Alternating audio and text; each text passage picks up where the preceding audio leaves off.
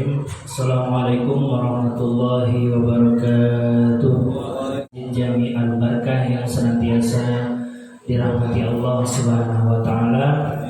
Alhamdulillah, pada kesempatan kali ini kita bisa berkumpul kembali atas izin Allah Subhanahu wa taala yang telah memberikan kepada kita nikmat yang begitu banyak sehingga kita bisa berkumpul dan belajar bersama di tempat yang penuh dengan keberkahan ini. Salawat dan salam tak kita kirimkan dan kita senandungkan kepada Nabi kita, Nabi Muhammad Sallallahu Alaihi Wasallam, yang telah membawa umat manusia dari zaman kegelapan menuju zaman yang terang benderang dengan cahaya Islam. Hadirin yang dirahmati Allah Subhanahu wa taala, sebelum kita mulai, mari terlebih dahulu seperti biasa kita bacakan surat Al-Fatihah.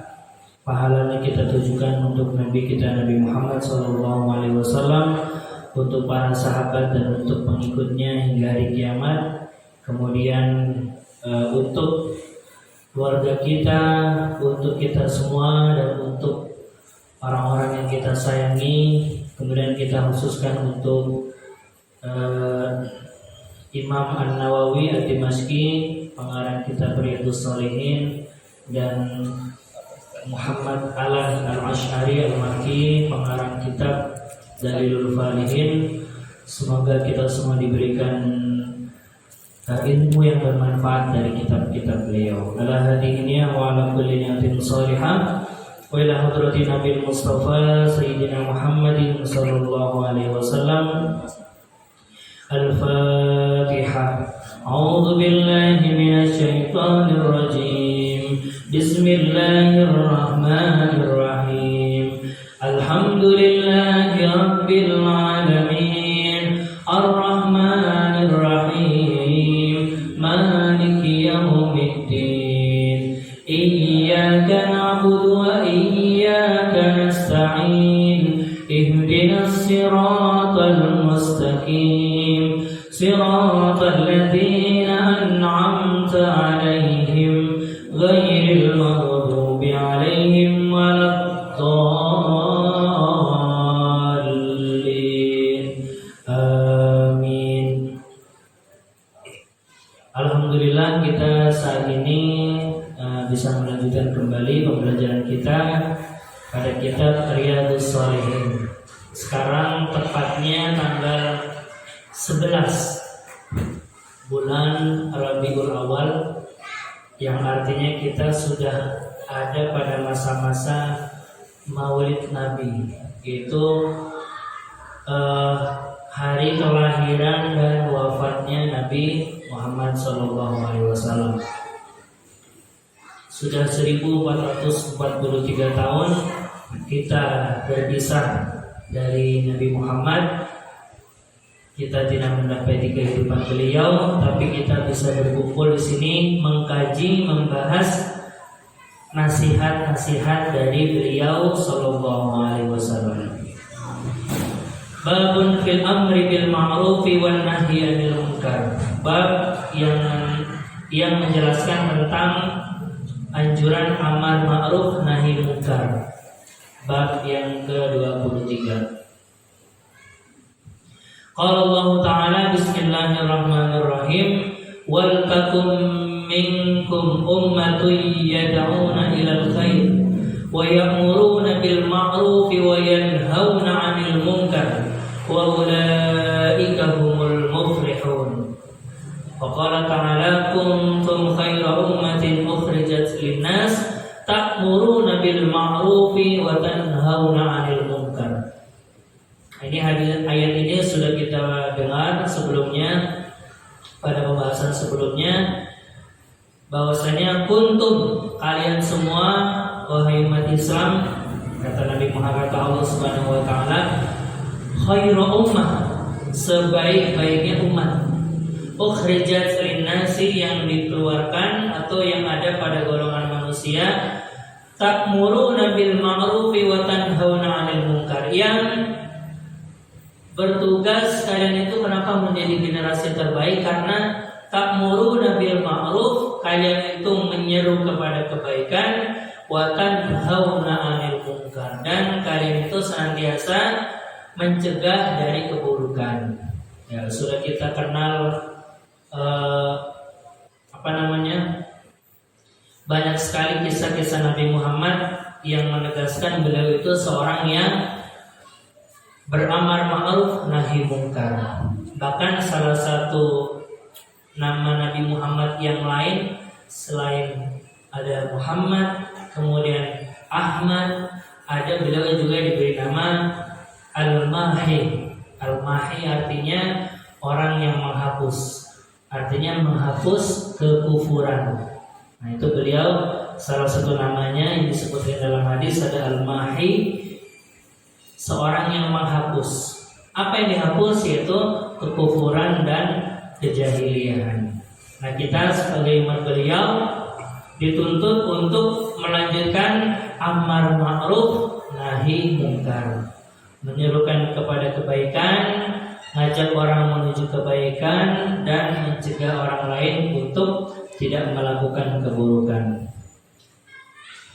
Nah, dalam kitab Riyadhus Shalihin terdapat beberapa hadis yang menerangkan tentang bagaimana itu amar ma'ruf nahi munkar.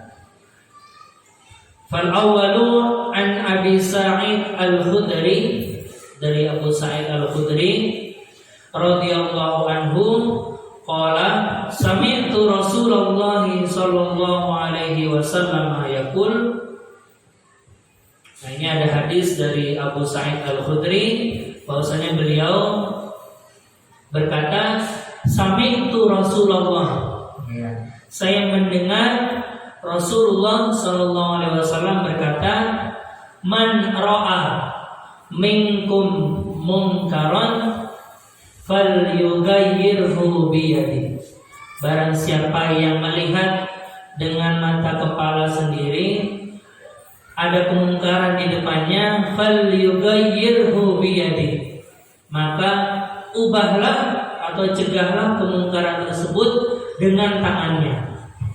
Kalau ada melihat kemungkaran, silakan ubah dengan tangan, maksudnya ubah secara langsung.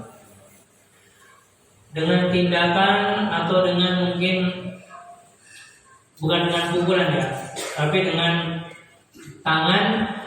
Fa'il lam yastati fa bilisani. Kalau emang nggak bisa langsung, mungkin agak ngeri kalau bertindak langsung.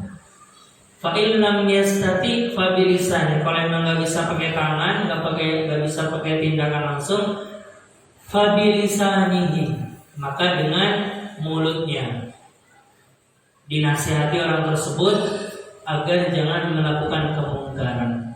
Fa illam yastati fa biqalbi. Kalau memang nggak bisa pakai tindakan langsung, nggak bisa pakai mulut juga, kok kayaknya nggak enak untuk menegur orang, mungkin karena orang tersebut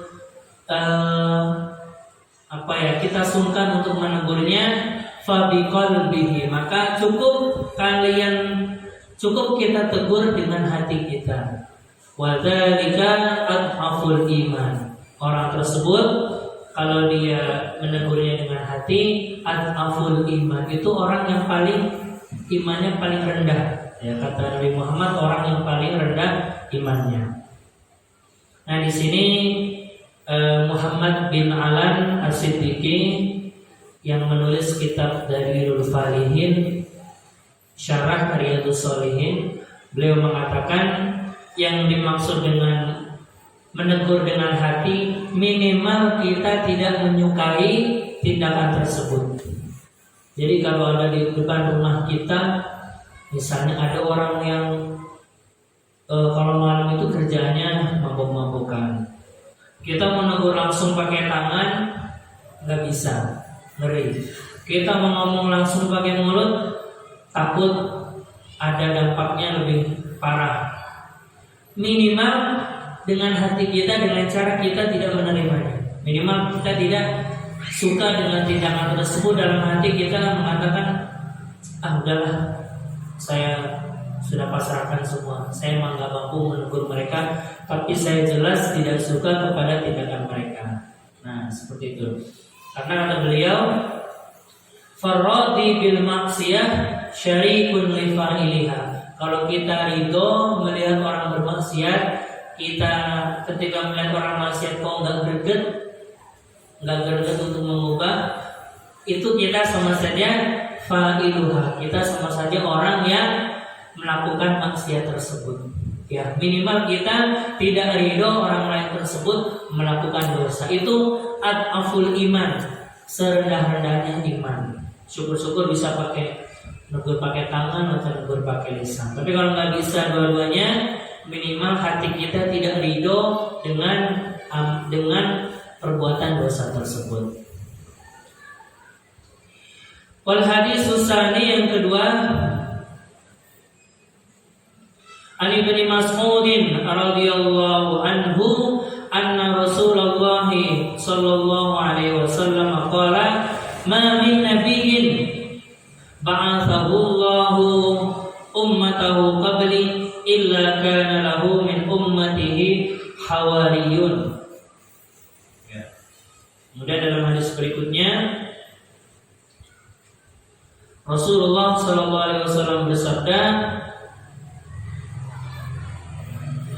an ummil mu'minina ummi Salamah Hindi binti Abi Umayyah Hudzaifah anin Nabi sallallahu alaihi wasallam qala annahu qala innahu yusta'malu alaikum umara fata'rifunahu wa tunkirun. Nah, ini kata ummul mukminin Ummu Salamah, ya. Jadi yang mendapat gelar ummul mukminin itu seluruh istri Rasulullah SAW. Ada Aisyah disebut juga ummul mukminin, ada di sini Ummu Salamah disebut juga ummul mukminin. Artinya ibunya orang-orang yang beriman.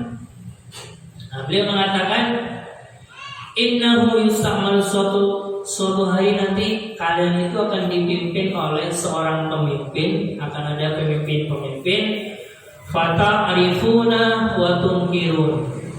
Kalian mengetahui bahwasanya pemimpin tersebut ibadahnya ada, wa tunkirun, tapi kalian juga mengingkarkan kesalahan-kesalahannya.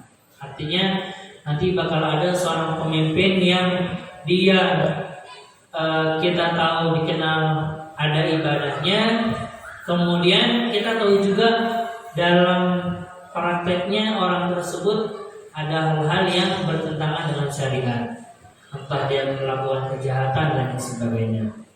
Faman kariha faqad bari'a. Kalau emang kita tidak suka dengan tindakan pemimpin tersebut, kita telah terselamat dari kesalahan. Wa man ankara faqad salima. Kalau kita mengingkari, kita selamat. Walakin man radiya wa taba'a. Nah, tapi kalau ada orang yang ridho ataupun orang yang mengakui kesalahan tersebut, maka kita termasuk orang yang bermaksiat. Contohnya seperti ini. Ada seorang pemimpin, dia sholat tetap sholat, kemudian berpuasa tetap berpuasa. Nah, kalau seperti itu kita memakluminya.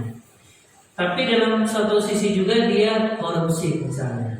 Dia korupsi, dia menyelewengkan harta rakyat. Nah, kita tidak suka terhadap apa yang dilakukan, itu termasuk keselamatan, ya. Jadi kalau kita melihat ada pemimpin kita yang korupsi, kemudian kita tidak senang dengan korupsi tersebut, nah kita selamat dari berbuat maksiat. Tapi kalau ada pemimpin yang korupsi, ternyata kita mendukungnya, kita mengatakan, oh itu tindakan tersebut sudah benar. Nah itu kita termasuk orang yang mendukung keburukan. Kemudian sahabat bertanya, ya Rasulullah, ala nuqatiluhum? Wahai Rasulullah, apakah kami harus membunuh mereka? Kata Rasulullah, la ma aqamu fikumus shalah. Tidak usah dibunuh selama mereka masih sholat bersama kalian. Selama mereka para pemimpin tersebut masih sama-sama sholat bersama kalian. Artinya kalau ada pemimpin yang melakukan keburukan, yang kita benci adalah keburukannya. Kemudian an ummil mu'minin ummil hakam Zainab binti Jahsyin radhiyallahu anhuma anna Nabiy sallallahu alaihi wasallam dakhala 'alaiha fazian. Suatu ketika dari ummul mukminin yang lain, di sini ummul hakam Zainab binti Jahsyin. Zainab istri Nabi mengatakan suatu ketika Nabi Muhammad SAW masuk ke dalam rumah dengan tiba-tiba. Kemudian Nabi Muhammad mengatakan, La ilaha illallah, wailun lil arabi min syarri wa dhikar. Waduh, demi Allah, celaka orang-orang Arab karena banyak kerusakan yang semakin mendekat. Qad futihal yawma min radmi Ya'juj wa Ma'juj. Sungguh telah terbuka penghalang Ya'juj dan Ma'juj seperti ini. Rasulullah kemudian memberikan isyarat seperti ini. Ketika Rasulullah mengatakan dunia ini sudah semakin gawat, banyak sekali kerusakan yang terjadi sampai pintu Ya'juj dan Ma'juj itu terbuka seperti ini. Ya, maksudnya Ya'juj dan Ma'juj itu kan sebagai bukti tanda-tanda kiamat. Kalau Ya'juj dan Ma'juj terbuka penghalangnya, itu tanda-tanda kiamat. Nah, ini kata Rasulullah, pintu Ya'juj dan Ma'juj sudah terbuka sedikit. Ini tanda maksudnya sudah akhir zaman, kata beliau. Kemudian bertanya istrinya, wahai Rasulullah, apakah kami nanti akan dimusnahkan meskipun di antara kami ada orang-orang yang soleh? Naam, idza kasural khabasu. Iya, meskipun ada orang-orang yang soleh di daerah tersebut, itu bisa juga diberikan kemusnahan kalau memang dalamnya sudah banyak kerusakan. Jadi nggak menjamin di suatu daerah itu bakal aman karena banyak orang-orang solehnya, karena banyak ulamanya. Kalau misalnya di situ juga banyak keburukan. Ya, ada yang mengatakan di beberapa daerah, padahal daerah tersebut terkenal dengan daerah yang bagus misalnya, tapi karena di situ mungkin banyak maksiat, sering ada hal-hal yang kurang baik. Nah, itu Allah mengirimkan kepada mereka azab meskipun di dalamnya ada orang-orang soleh. Nah, ini kita perlu hati-hati. Hadirin yang dirahmati Allah Subhanahu wa taala. Kemudian An Abi Sa'id Al-Khudri radhiyallahu anhu anin Nabi sallallahu alaihi wasallam qala, dari Abu Sa'id Al-Khudri dari Nabi sallallahu alaihi wasallam, iyyakum wal julusa fit turuqat. Nah, ini suatu ketika Rasulullah sedang melihat sahabat ini nongkrong-nongkrong di pinggir jalan. Ya, ini tradisi biasanya orang-orang kita ada tradisi nongkrong-nongkrong di pinggir jalan. Nah, begitupun pada masa Rasulullah ada sekelompok sahabat yang kebetulan ada sedang nongkrong-nongkrong di pinggir jalan. Kemudian kata Rasulullah, kalian jangan lagi bikin gerombolan di pinggiran jalan. Ya, jangan lagi bikin gerombolan di pinggiran jalan sehingga itu mengganggu orang lain. Kemudian kata para sahabat protes, wahai Rasulullah, kita di sini itu tidak membuat hal-hal yang buruk. Kita di sini hanya duduk-duduk, tidak melakukan hal-hal yang buruk. Kemudian kata Rasulullah, fa idza abaitum illa al-majlisa fa'atut tariqa haqqo. Oke, kalau memang kalian tetap pengen nongkrong-nongkrong di pinggir jalan, begitu nggak apa-apa, kalian boleh duduk-duduk di pinggir jalan, nongkrong-nongkrong di pinggir jalan, tapi berikan jalan atau berikan hak kepada jalan tersebut. Berikan hak kepada orang yang pengen berjalan.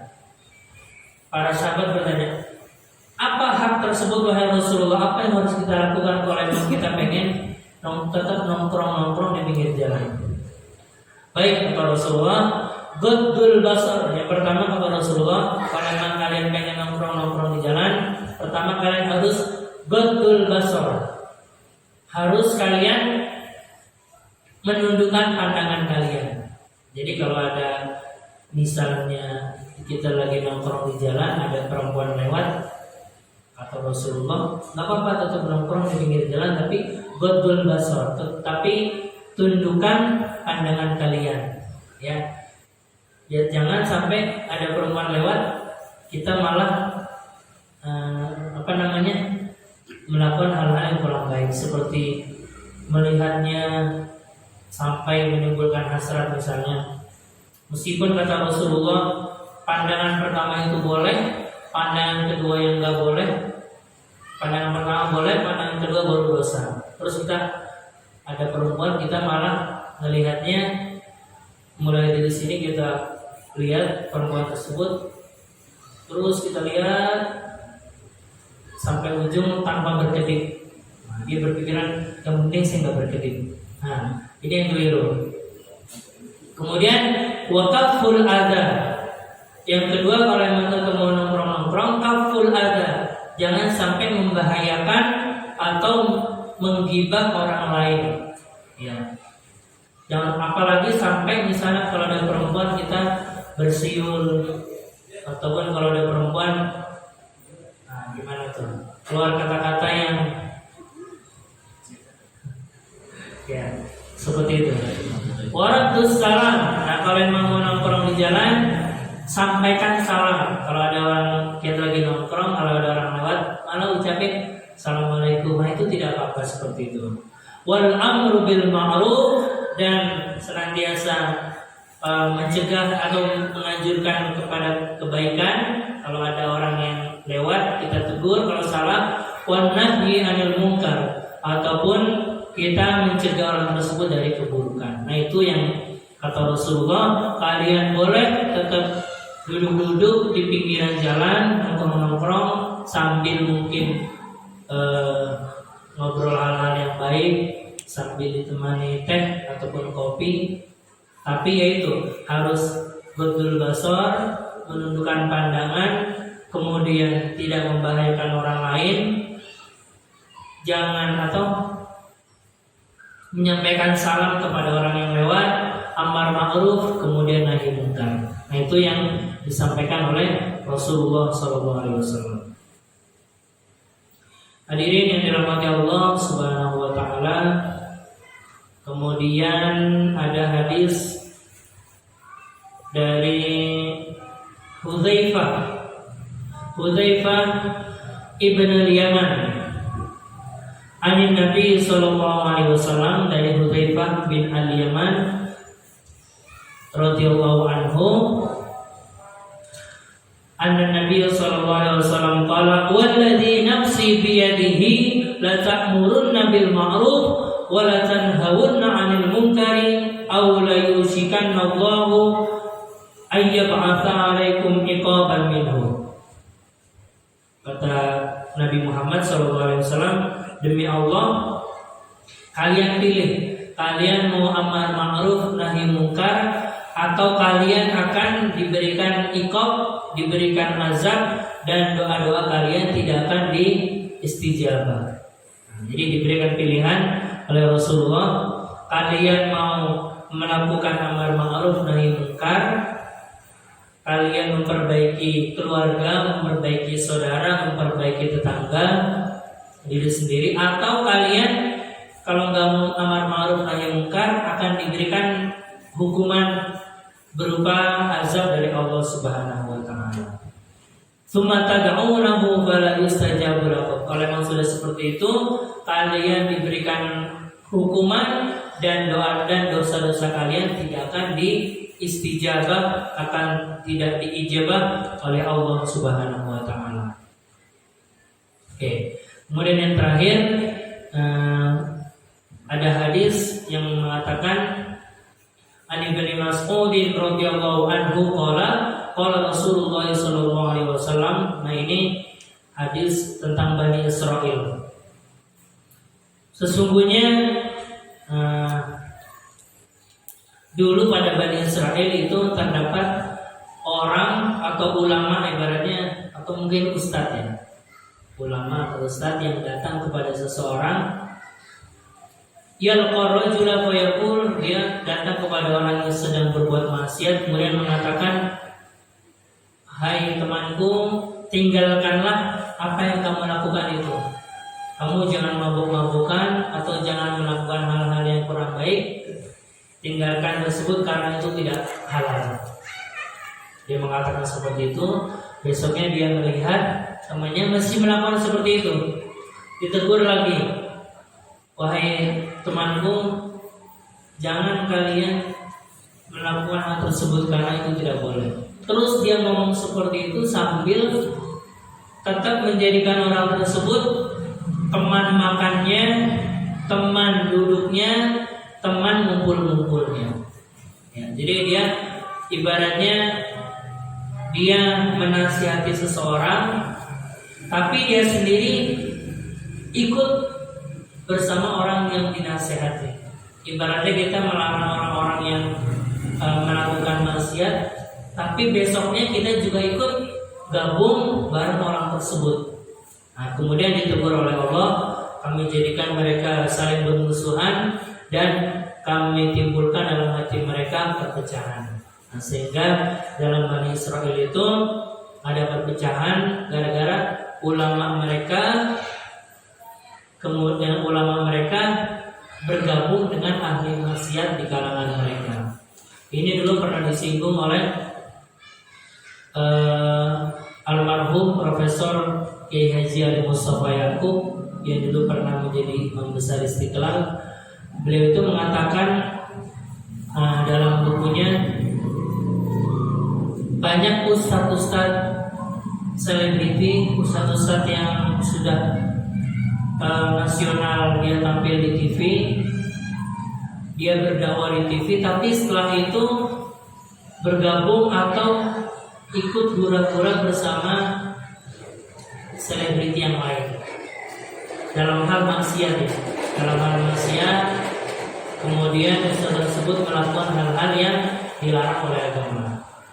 Bahkan salah satu yang dikecam oleh beliau itu dalam bukunya, yang tidak dibolehkan adalah ketika ada seorang mubalik itu menentukan tarif dia berkhutbah atau melakukan ceramah. Nah, itu yang salah satu yang disinggung oleh Profesor Kiai Haji Ali Mustafa Yaqub. Dilarang keras bagi beliau ada seorang penceramah yang sebelum dia ceramah itu menentukan tarif. Kalau saya akan datang ke tempat Anda kalau misalnya saya diberikan 15 juta atau diberikan bayaran 10 juta. Nah, itu yang ditegur oleh Profesor Kiai.